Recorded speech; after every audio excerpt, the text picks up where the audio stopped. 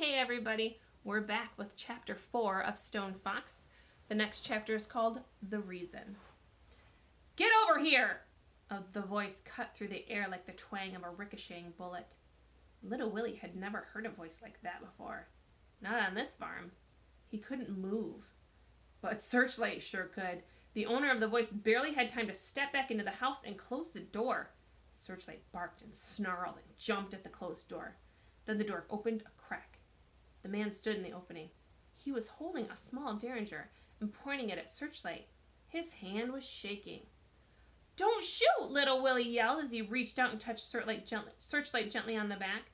The barking stopped. "Who are you?" "Name's Clifford Snyder, state of Wyoming," the man said with authority. He opened the door a little further. The man was dressed as if he were going to a wedding, a city slicker. He was short, with a small head and a thin, droopy mustache that reminded Little Willie of the time he drank a glass of milk in a hurry. "What do you want?" Little Willie asked. "Official business. Can't the old man inside talk?" "Not regular talk. We have a code. I can show you." As Little Willie reached for the door, Clifford Snyder again aimed his gun at Searchlight, who had begun to growl. "Leave that thing outside," he demanded. "She'll be all right if you put your gun away." "No!" "Are you afraid of her?" "I'm not afraid." Dogs can always tell when someone's afraid of them. "Just get in this house this minute!" Clifford Snyder yelled, and his face turned red.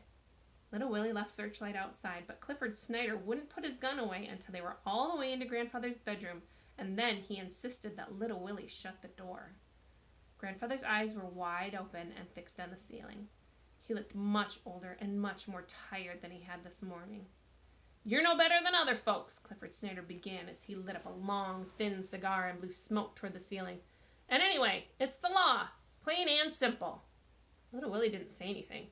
He was busy combing Grandfather's hair like he did every day when he got home. When he finished, he held up the mirror so Grandfather could see. "I'm warning you," Clifford Snyder continued. "If you don't pay, we have our rights, and it's all legal, all fair and legal. You're no better than other folks." "Do we owe you some money, Mr. Snyder?" Little Willie asked. "Taxes, son. Taxes on this farm. Your grandfather here hasn't been paying them." Little Willie was confused. Taxes? Grandfather had always paid every bill, and always on time. And Little Willie did the same, so what was this about taxes? Grandfather had never mentioned them before. There must be some mistake. "Is it true?" Little Willie asked Grandfather. But Grandfather didn't answer. Apparently he had gotten worse during the day. He didn't move his hand or even his fingers. "Ask him about the letters," piped up Clifford Snyder. "What letters?" "Every year we send a tax bill. A letter showing how much you owe." "I've never seen one," insisted Little Willie. "Probably threw 'em out." "Are you sure?" began Little Willie. And then he remembered the strong box. He removed the boards and then lifted the heavy box up onto the floor. He opened it and removed the papers. The papers he remembered seeing when he had looked for the money to rent the horse. "Are these the letters?" he asked. Clifford Snyder snatched the letters from Little Willie's hand to examine them. "Yep, sure are," he said. "These go back over 10 years. He held up one of the letters. "This one here is the last one we sent."